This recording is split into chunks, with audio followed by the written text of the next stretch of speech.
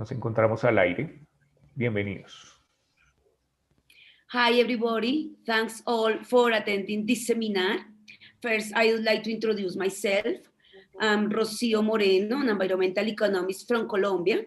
And since January this year, jointly with Maria del Pilar López Uribe, we are coordinating the Women in Environmental Economics for Development, WinEED, a collaborative program within the EFD initiative. This seminar is the first one of a mini series of seminars that WinEED will be carving out during this year. In particular, this one was organized in collaboration with the collaboration of the Latin American and Caribbean Environmental Economics Association, LAERE, and the EFD Colombian Center. They also have a series of seminars I encourage you to attend. Okay, now I'm going to introduce our guest, Anna Nordén. Anna is an assistant professor in economics at Jönköping International Business School at Jönköping University. She specializes in environmental policy and behavioral economics with focus on aspects of policy instruments for sustainable development and their relation to human behavior and decision making. Currently, Anna's research focuses on effects of women participation in decision-making over natural resources, the effects of poverty alleviation programs on deforestation, and what motivates biodiversity conservation, money or social norms. She has done work on stated preference methods, natural field experiments, and impact evaluation applied to policy designs for national parks and payment for environmental services in Costa Rica, as well as forest management and forest certification schemes in Sweden. Anna has an active role in the capacity building program for an inclusive green economy in East Africa. Anna, thank you very much for being with us. Before giving the word to Anna, I would like to introduce our moderator, Danae Hernandez, also an environmental economist and also a member from LAERE. She will explain briefly the procedure we will follow in this seminar. So thank you, all of you, for participating in this seminar. Hi everyone. So a few housekeeping rules for this seminar. We are going to the seminar is a total of 1 hour, 10 minutes. We will have about 40 minutes of our presentation by Anna, and we will have questions at the end of the presentation, about 20 minutes of questions, a little bit more if there's more questions. So please feel free to write down your questions, but we will only take them at the end of the talk. Please let me know. You can either post them directly in the YouTube channel or here or directly to me. Thank you very much. And Anna, we're looking forward to your presentation. So thank you very much. I'm very happy to be in this digital seminar room together with all of you. And today I'm going to present a paper that we hope will be published soon, but it's not published yet. So any comments are very welcome. So the title of this paper is Women Participation in Formal Decision-Making, Empirical Evidence from Participatory Forest Management in Ethiopia. And this is work that I have co-authored together with Gautam Kasey at University of Copenhagen and also Erwin Bolte at Wageningen University. So in the last decade, we have witnessed a great emphasis on community-based approaches to forest management. Today, close to 1/3 of forests in developing countries are in some form of participatory forest management, PFM, or also called community-based forest management. This is a system where the management is fully or partly handed over from the states to the communities. It is often done by establishing forest user groups consisting of households geographically close to a forest. Even if the available evidence suggests that community-managed forests are less prone to deforestation and forest degradation, there is a large heterogeneity in the success of these programs. There has been two major concerns related to governance aspects of forest user groups. that could potentially explain some of the heterogeneity in impact on forest outcomes. The first concern is related to the fact that there are often leadership capacity constraints and elite captures in these forest user groups. The second concern is the lack of women participation in decision making. And this is what we focus on in this paper. So why do we expect women participation in decision making over forest resources to matter? Well, women are often the main users of forests and are sometimes believed to have more pro-forest attitudes than men. Women in developing countries are also highly dependent on forests, particularly for household use, such as firewood. So deforestation and forest degradation has hence been shown to mostly affect women by increasing the walking distance to collect firewood, which of course decrease the time that they can use on other things that could potentially improve their welfare. Hence, women have an incentive to protect forests, and in line with Elinor Åström's theory, one might hypothesize that involving women in decision-making could contribute to a more sustainable forest management. Currently, however, very little is known empirically about how women participation in decision-making affect forest outcome. Lecher and et al. From 2016 did an overview showing that only 2 studies were of high quality. Beena Agarwal's work from Nepal and India 10 years ago still stands out. Agarwal finds that forest user groups with a greater proportion of women in their executing committees managed forests in a better condition. A more recent paper from 2019 by Leone finds that female presentation in executive committees in forest user groups reduces firewood extraction in Nepal. In contrast, Sun et al. In their study from 2011 find that gender composition of forest user groups does not seem to matter for forest protection in Kenya, Uganda, Bolivia, and Mexico.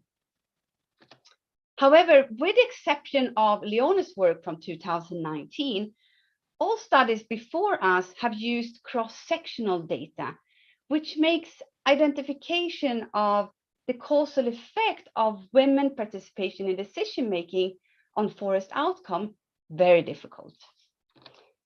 And no studies previous to us have answered the question on what is the effect on women's participation in decision-making on both livelihood and forest cover. So Leone, for instance, argues in favor of reducing extraction as a conservation benefit. In contrast, we argue that increased extraction is a livelihood gain. So of course, increased extraction rates are only truly beneficial if they can be sustained over time. This is why we believe that the combination of a livelihood-based measurement and an objective forest cover proxy is helpful to understand the impact of women participation in decision-making on sustainable forest management. Further, no previous studies, to our best knowledge at least, have answered the question on how women participation in decision-making in forest management can be enhanced. So these are the 2 research questions that we ask in this paper. In this paper, we use panel data from Ethiopia to explore the effects of women participation in decision-making on 3 outcomes. The first is a tangible forest-based benefit of the forest user group members. The second is a subjective measure of forest condition as perceived by the members. And the last outcome that we look at is an objective measure of forest cover based on forest inventories. we use two measurements of participation. One that we call active participation, which is proxied by the number of female members in the group's executive committee. Here is the authority to make real decisions. And then we have passive participation, which is proxied by the share of female members that participate in general assembling meetings of the group, where all members are participating or are welcome to participate, and where studies have shown that women are often being documented to often only sit in. Second, we explore the effect of 3 alternative governance interventions to enhance and see if these government interventions can enhance women's participation in decision making. We look at internal monitoring of leaders, we look at external monitoring of leaders, and leader reward. I will come back to these treatments a little bit later in the presentation. This part of the analysis is based on experimental variation. So let me shortly summarize our contributions. So first, we take one step forward, or maybe two, forward to causal identification by exploring the panel nature of our data. And also we estimate an instrumental variable model. Second, we expand the literature by combining a livelihood-based measurement and an objective forest cover proxy. And finally, we also contribute with new knowledge on how to increase women participation in decision-making in forest management. And this issue has so far not been explored to our best knowledge. Okay, so let me introduce you to the context, which is the PFM in Ethiopia. Ethiopia is highly affected by deforestation and forest degradation. For instance, between 1950 and 1990, Ethiopia's forest cover shrunk from 16% down to only 3%. Here you see a map of the study area of Adaba-Dodula forest, the forest stock, and here the forest stock shrunk from 140,000 hectares to 53,000 hectares only within a time period of less than 20 years. To turn this trend, the Ethiopian government, in collaboration with GIZ, introduced a PFM program by creating forest user groups in the end of the 1990s. These groups consist of a maximum of 30 households or members with 12 hectares of forest per member, which gives the community a forest block of a maximum 360 hectares to manage. The Oroma Forest and Wildlife Enterprise is a governmental organization responsible for managing forest and wildlife resources. And they are also responsible for implementing and monitoring the PFM program in the Oroma region. Supported by this governmental organization, newly created forest user groups draft their own bylaws, which details the forest use and the governance of the group. The Oroma Forest and Wildlife Enterprise provides a sample bylaw to the groups to help them to draft this. In this sample bylaw, it is explicitly suggested that forest user groups should include women in the group executive committee. A typical forest user group has a general assembly comprising of all members, an executive committee of 5 members, and often 3 supportive committees. Members of the executive committee and the supportive committees are elected democratically by the group's general assembly.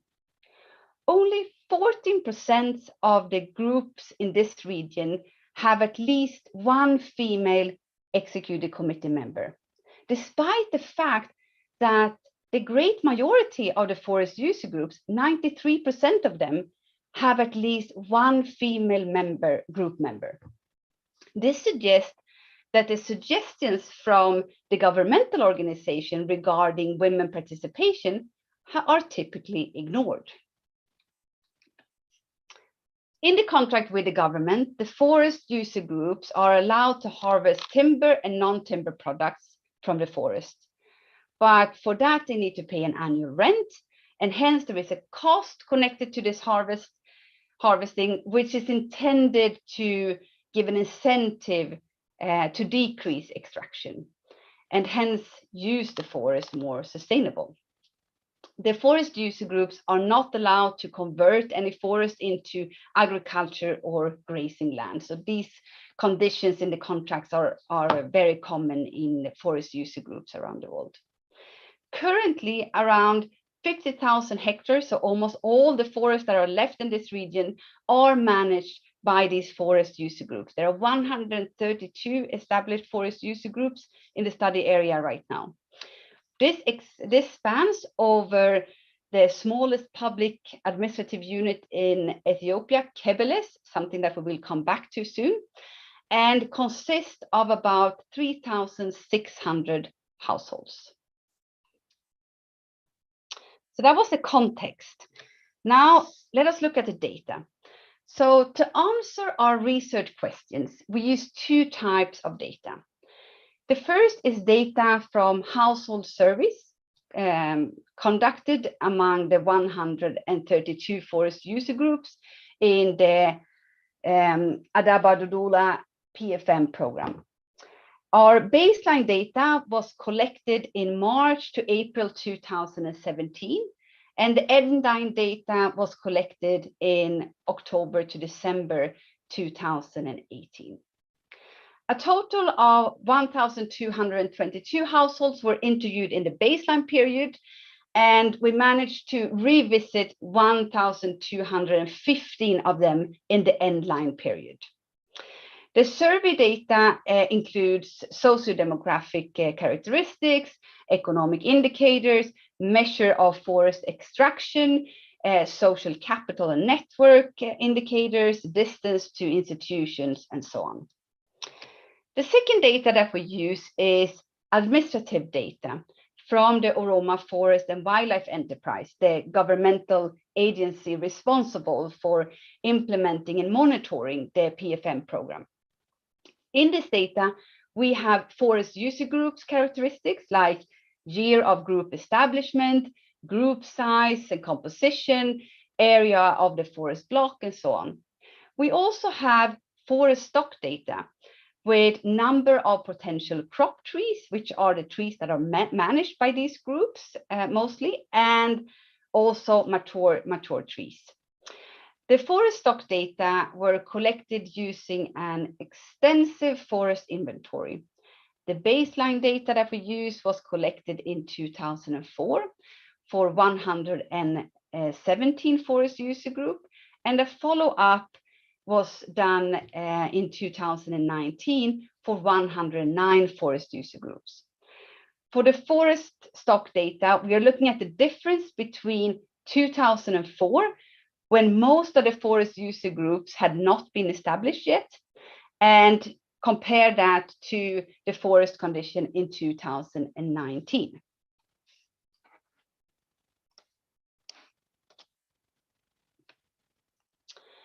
Now, let us look at the main variables of interest. Ladies first. So women participation in decision making, we measure with two variables, as I also mentioned before. The first variable is the share of female members who attend General Assembly meetings, which is in line with Agarwal's definition of passive participation. The second measurement that we use is the number of female executive committee members, which is in line with Agarwal's definition of active participation. It is here that women are formally endowed with a position of authority. On average, female executive committee members in our sample are slightly older, own more livestock and land, are more literate, and have larger family size than the rest of the group's member. This is also consistent with Agarwal's finding, pointing at the importance of women's economic class and status for active participation in decision-making. Now let us turn to the forest variables of interest. So we measured forest management outcome with 3 variables. The first one is forest benefits, which is the sum of income from timber and non-timber products measured in Ethiopian birr. On average, forest-based income account for about 25% of households' income. So it is important for livelihood. The second measurement is a perceived forest condition, measured as a binary forest condition variable that takes the value of 1 if the response is that the forest condition has improved and 0 otherwise. The final forest outcome that we look at is actual forest cover from the forest stock data. So here we use the number of potential crop trees per hectare and the mature trees per hectare.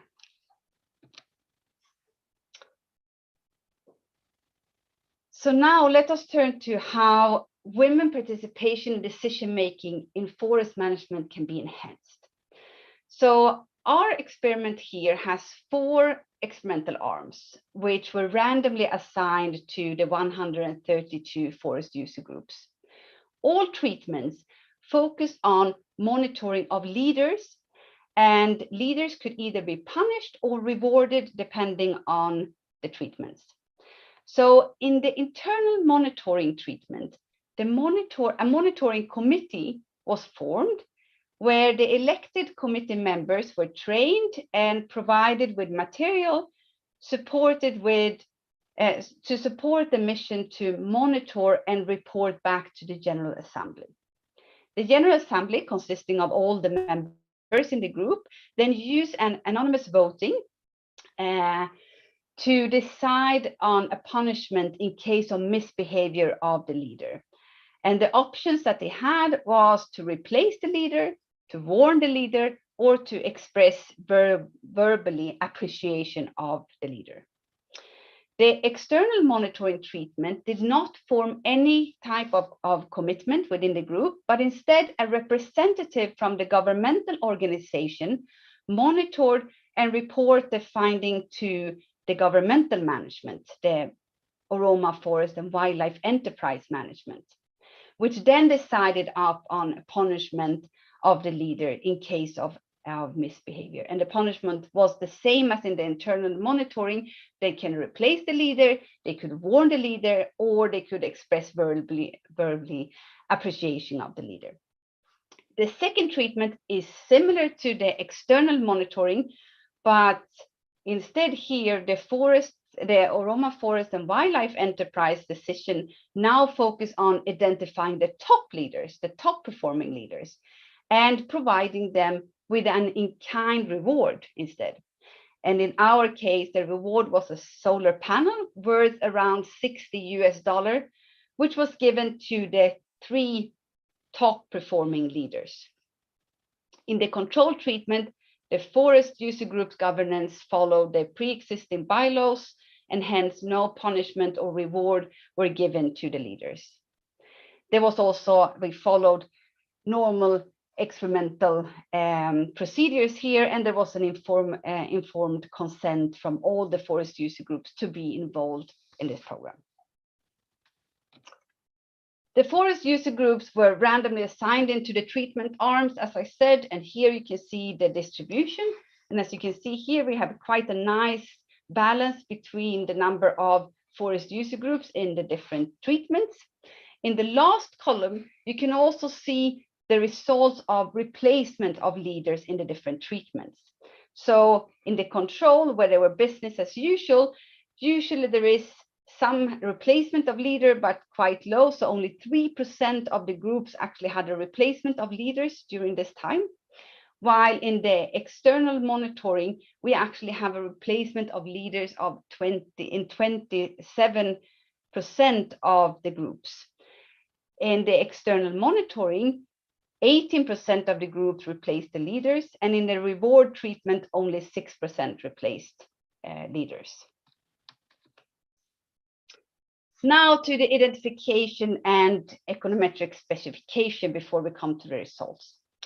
So for the impact of women participation in decision-making on forest management outcomes, we investigate the effect on forest benefit and perceived forest conditions with a fixed effect model on member, meaning household level.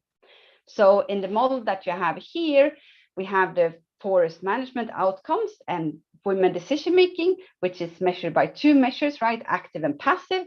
And then we have the control, the time variant member level controls here as well.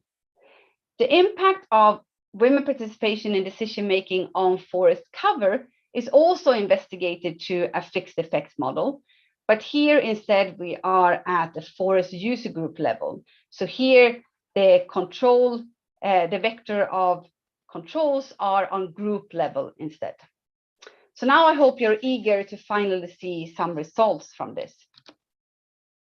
Here you see the results of the effects of on forest benefits and forest conditions from women's participation in decision-making. And as you can see here, there is a clear result that active participation, meaning the number of females in the executive committee of the forest user group, has a positive and significant effect on the forest benefits. We can also see that both passive and active, and specifically active participation, has also a positive impact on the perceived forest conditions. If we then turn to the effect on actual forest cover, we can see that the forest cover, now I see the title here should be forest cover instead. We can see that we have a positive effect from active participation on the potential crop trees. That we don't have any effect on mature trees, it's not surprising, because most of the management is happening in the potential crop trees, because mature trees needs machinery to be harvested. Okay, as in other papers based on observable data, we also face the challenge that our proxies for women participation in decision-making might be endogenous. The literature on determinants of women participation in meetings and decision-making points to factors such as women's individual characteristics like education and wealth and social norms. If we fail to control for these factors, and they are also correlated with our forest management outcome variables, then the estimated correlations that I just show you cannot be interpreted as causal effects. But compared to many of the existing papers, we have the advantage that we can access panel data, as our fixed effects capture all the time invariant variables. Many of the relevant unobservables, such as social norm, ethnicity and religion, market access, etc., are shown to change very slowly over time, and should then hence be absorbed in the fixed effects, right? However, other variables might vary over time, right? So in an effort to control for unobservable individual and group attributes that are associated with both forest outcomes and women participation in decision-making, we estimate also an instrumental variable model, an IV model.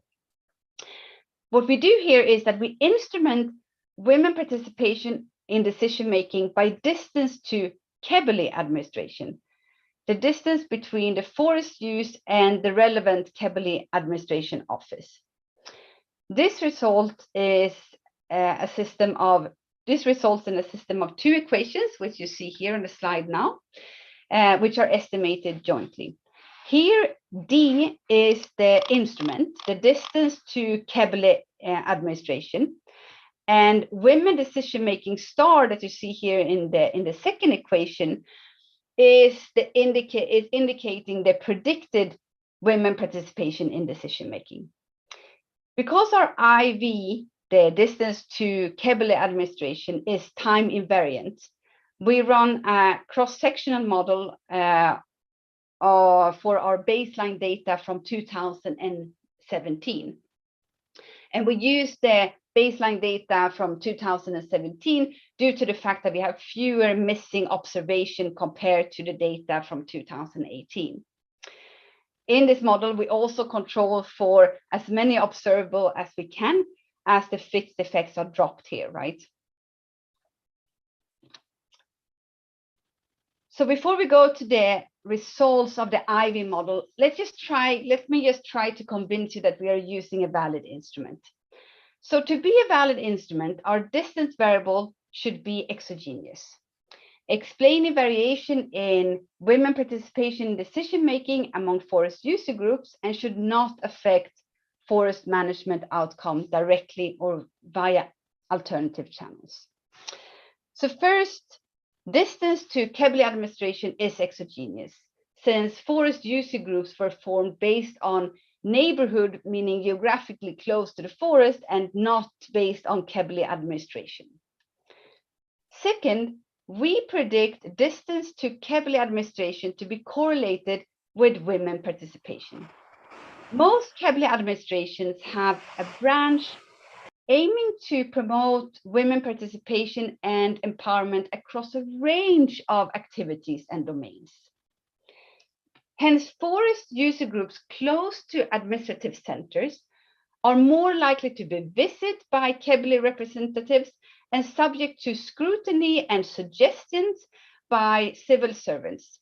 And we explore whether this affects the tendency of groups to follow the Oroma Forest and Wildlife Enterprise suggestions to include women in decision-making over forest management. And we do not expect the distance of a Kebele administration to affect forest management outcome directly or through other channels. So the Oroma Forest and Wildlife Enterprise branch, which is responsible for overseeing the PFM program, is located in the Dodola town and has no Kebele level branches, okay? Thus, the distance to Kebele administration is not correlated with forest administrative outcomes via channels such as forest-related trainings, expert support, and external monitoring, for which the governmental agency, the Oroma Forest Wildlife Enterprise, is responsible. In addition, the distance to Kebele administration is not the same as market access, okay? Markets where forest products are traded are mainly located in the two district centers, Adeba and Dodola towns, not at the seat of the Kebele administration. Okay, so with this, let's take a look at the results of our IV model. In the first stage that you see down here, you can see that we have a negative significant correlation between distance to Kebele administration and women participation in decision-making, just as we expected, right? Further, when we use the predicted women participation in decision-making in our second stage results here, we can see that we have a significant effect on both forest benefits here,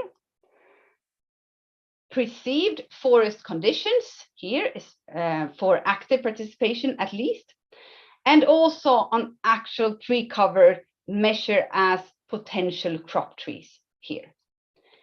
These results give us more confidence in saying that we are at least taking one step towards causal effects in our paper. Now, our final analysis focus on identifying the impact of the governance intervention on women participation in decision-making to see how participation can be enhanced. We estimate the following diff and diff model, where Y here refers to a proxy of women participation in decision-making, which we measure by passive and active participation, right? We have T here, which is a vector of dummies for treatments. We have post, which indicates a dummy for the follow-up data. Then we have X here, which is a vector of group level controls. And our main interest is then the coefficient of beta 3 here, which capture the treatment effect of treatment. And here are the final results of our paper, where we can see that it is only the external monitoring that significantly increase the number of female executive committee members. So here you can see the significant results for the treatment effect on active participation, and none of the other treatments have a significant effect, and the passive participation doesn't seem to be affected by this. Anna, just to let you know, you have 5 minutes left. Perfect. And I have this and one more slide only, so that's perfect timing. So remember that we had quite large share of leadership turnover in the external monitoring, 27%. Hence, a lot of room to increase the number of women in executive committee members. However, the internal monitoring had an turnover of 18%, but still we find no effect on increased number of female executive committee members.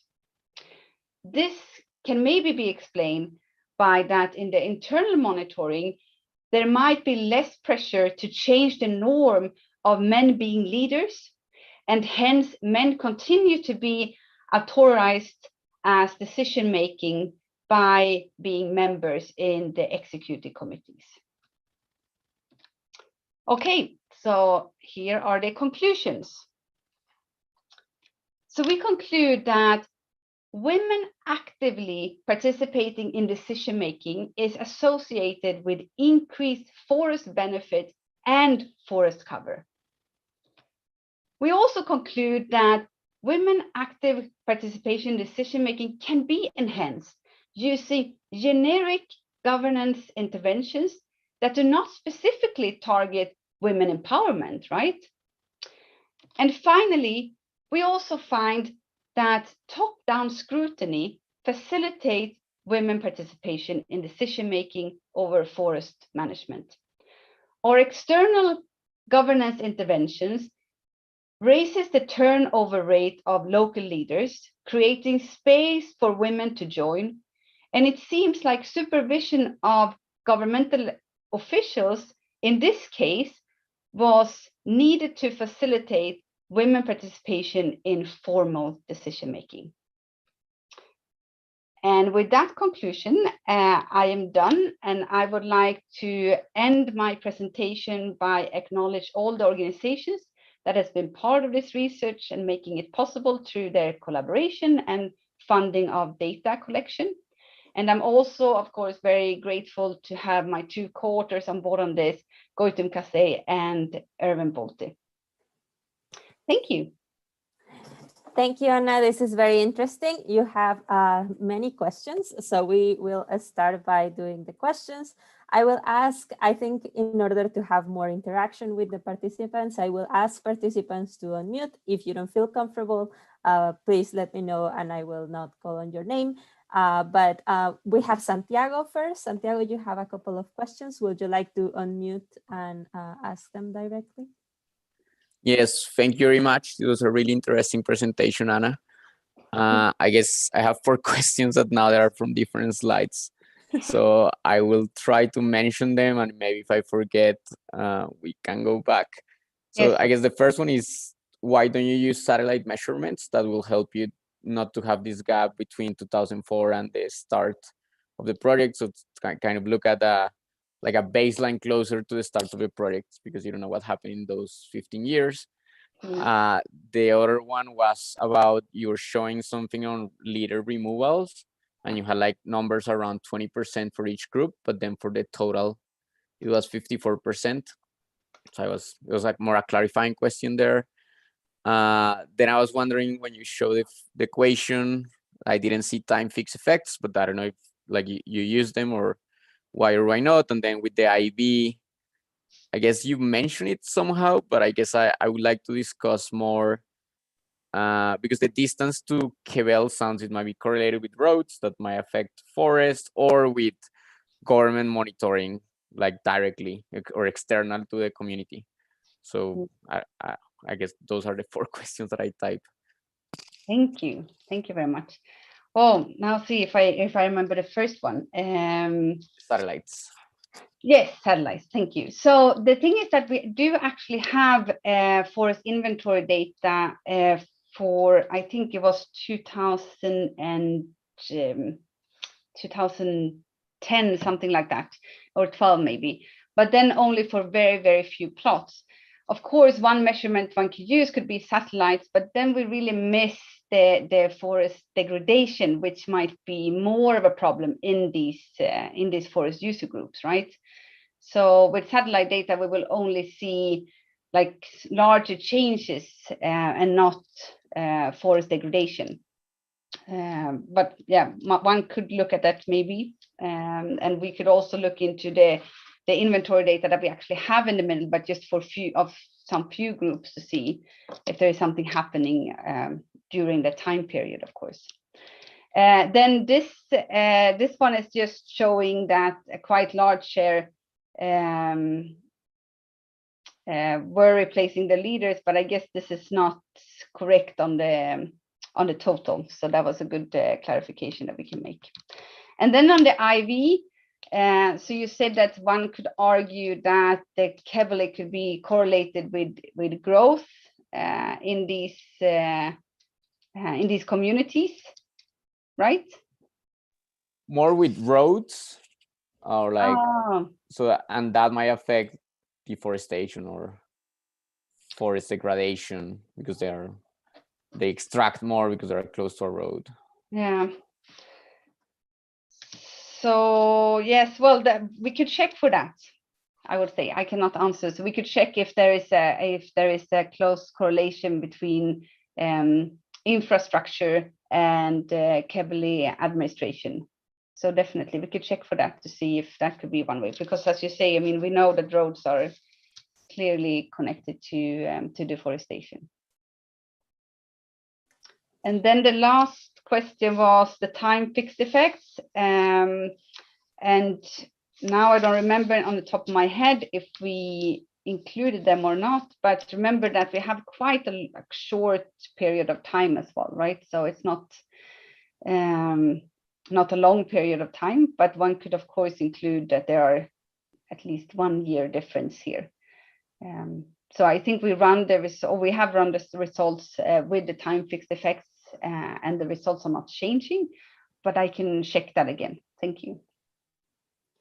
Thank you. Thank you, Santiago, for unmuting and asking your questions. I will go to the next question, which is from Manuel Rivera. Manuel, can you unmute yourself and ask the question?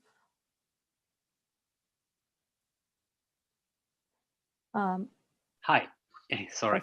Thank you for the presentation. It's very interesting. No, I just wanted to know, I have 2 questions. One, if all the leaders in your experiment were women. I didn't catch that. And the second one was how to rule out the possibility that the improvements in the outcome variables are not because of the increased number of women in the committees or the decision-making structures, but on the decisions and itself. I mean, because being part of the committee is just a proxy to decision-making. And I don't know how close it is actually to a good metric for decision making. Yeah. Thank you.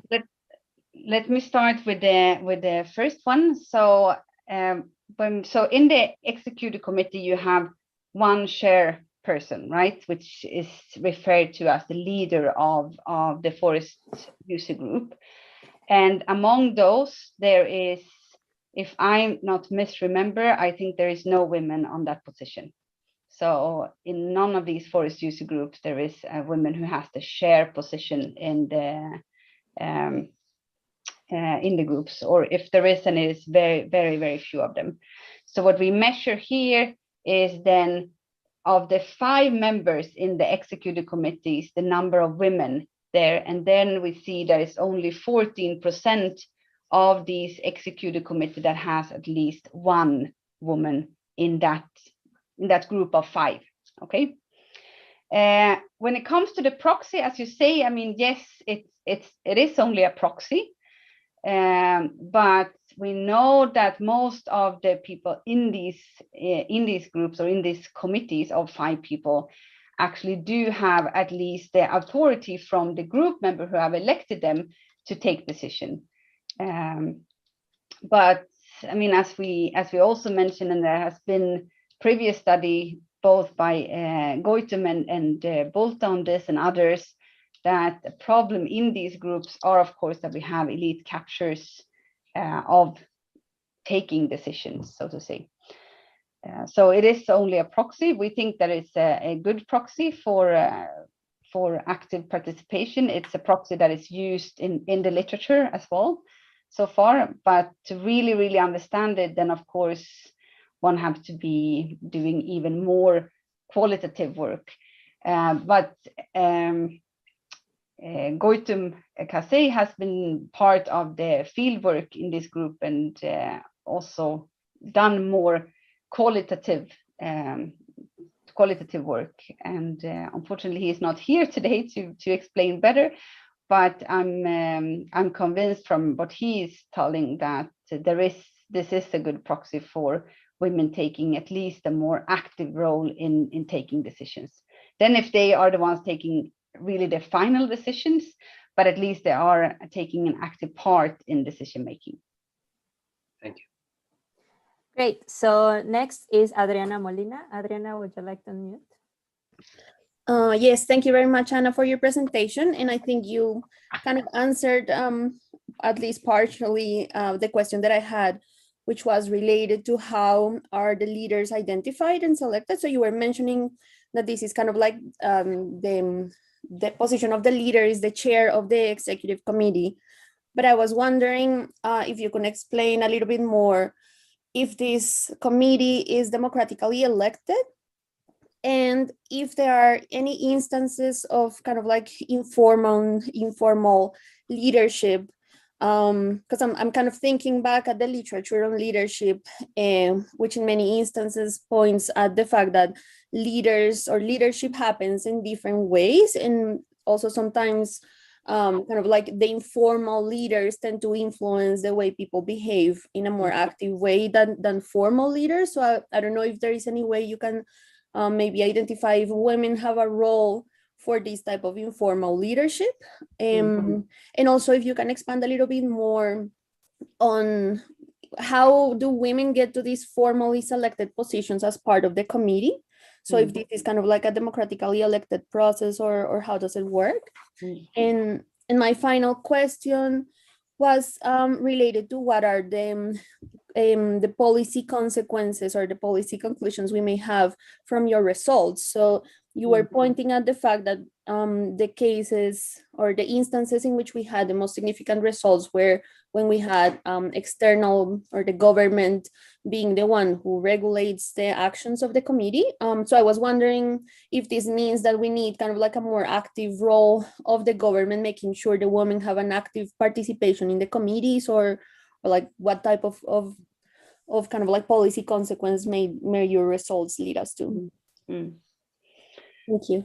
Yes, thank you, Adriana. You're lifting up two very interesting and relevant points, right? So the first one, so in theory, the election of being part of the executive committee is happening democratically by voting in the General Assembly meetings where all members are there and they have one vote per member. But then, of course, as we know from the literature, there is a lot of informal leadership and people might not vote completely in their preferences, but rather in someone else's preferences, right? Is there a way for us to measure this with the data that we have? No, I don't think so, and that's also why why we don't go into that discussion that much to compare formal and informal leadership. But of course, there is both of these leadership consists or exists simultaneously in these groups as well. When it comes to the policy conclusions, I think first of all that it's too early to draw very general conclusions, because I mean some of these results might be context depending, which we don't know yet, since these governance interventions, for instance, have not been tried in other forest user groups in other contexts. So I think first of all we need that before we say something general. But I do think what we point at is that it's not enough to give out sample bylaws where you suggest for women to take part in executive committees, but that you really need, if you really want that change to happen, then you need to be there and be present, not by force, but by just being present, showing that groups tend to be more in favor of including women in executive committees in this context, right? So before drawing like general policy conclusions that the government should always be involved in some kind of co-management, I think it's too early, and I don't think that's always needed. But again, maybe if we leave it to the groups completely, then as we have seen before, that then this change is not it's not happening. Thank you, Anna, and thank you, Adriana. The next question is from Aida Villalobos. Aida, would you mind unmuting? Hi, Anna. Thank you so much for your presentation. So my question is in regards of intersectionality. And I wanted to ask you if you and your colleagues considered variables of interest such as age, marital status, case, land ownership, etc. I have read some studies, and many of those state that interventions that include women in decision making led to some women benefiting more than others because those differences are not taken into account. So I'm curious, what is your position on this? Thank you. Yes, definitely, and that's also what we flag for when we see that we see that women that are members of the executive committee, they tend to be older, more educated, have more resources and so on. So that's definitely something that goes in line with the literature, that women need to have also endowments in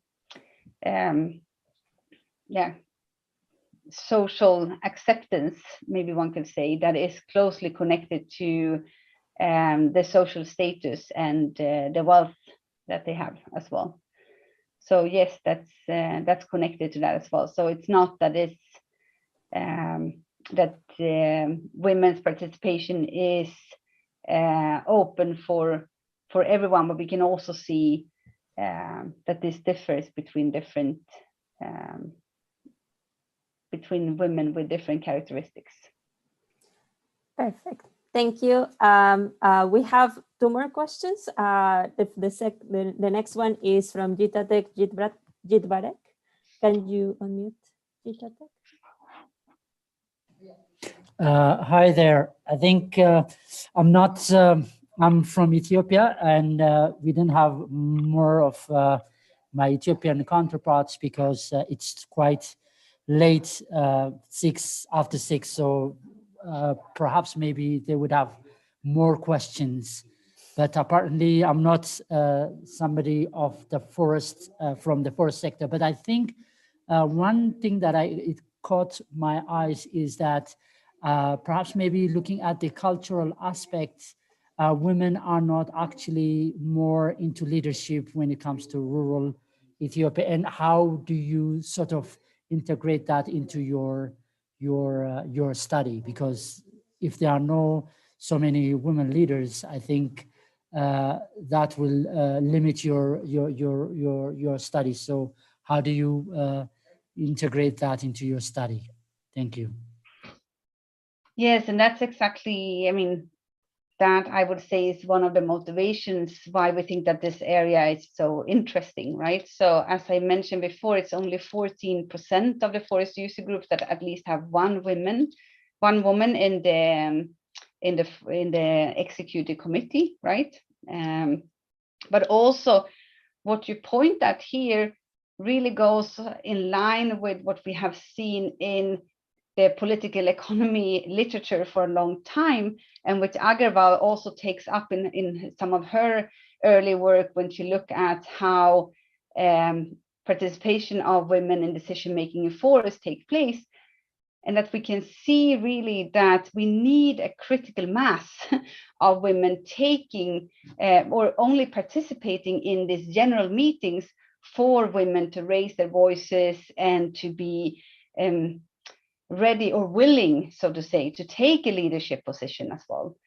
So I guess that is what you're pointing at a little bit, that, I mean, culture-wise, if you are in a culture where women very seldom have leadership positions, then of course women are more reluctant into entering that kind of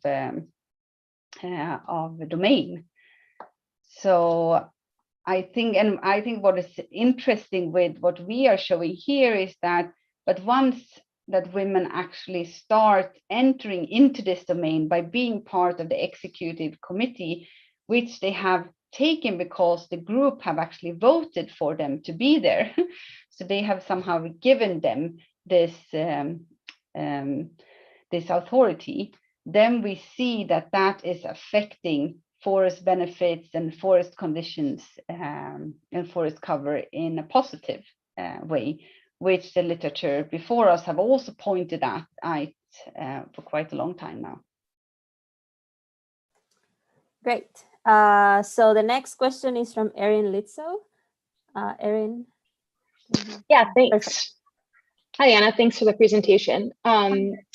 I was wondering about the relationship, the shape of the relationship between the intensity of female participation and some of the outcomes that you looked at. I was thinking that it might be that there's like a non-linearity between, you know, for example, just having one woman on the executive committee and then going for 2 or 3 women where they can kind of maybe work together and bounce ideas off each other, maybe like form a coalition kind of thing.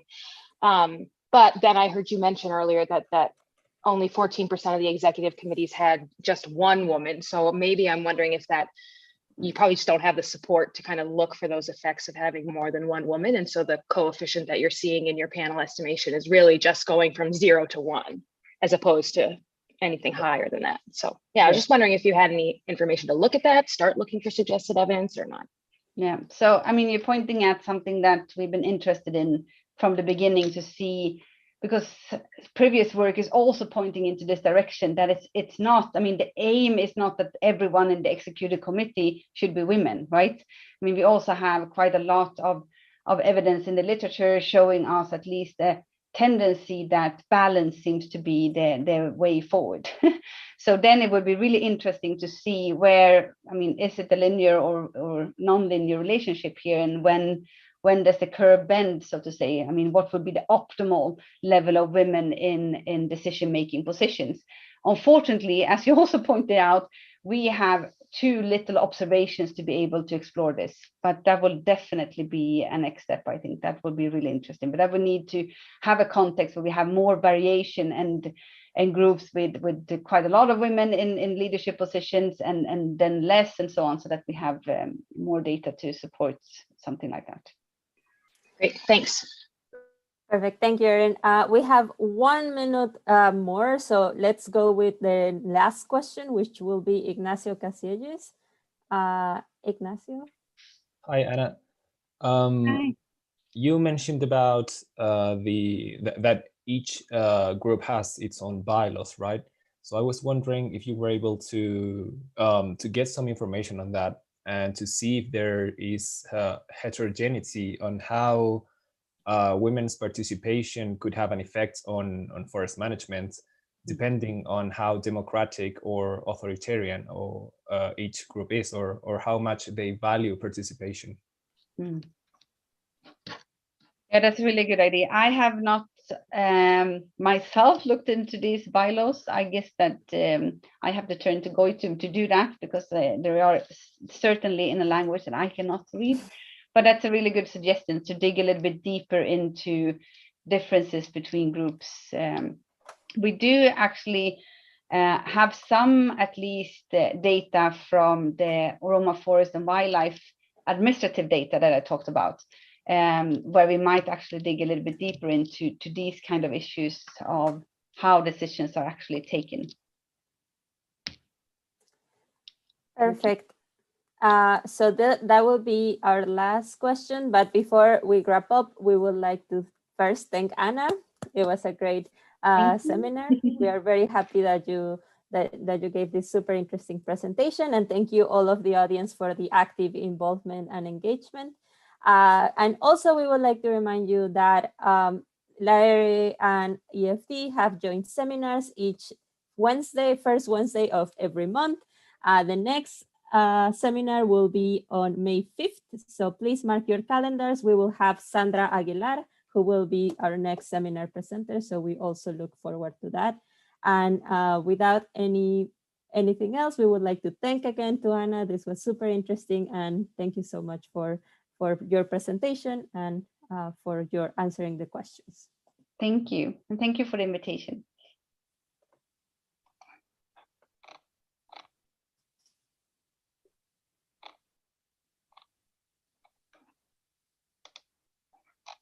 Perfect. Okay, thank you everybody for coming to this seminar. Thank you, Dana, and thank you, Anna.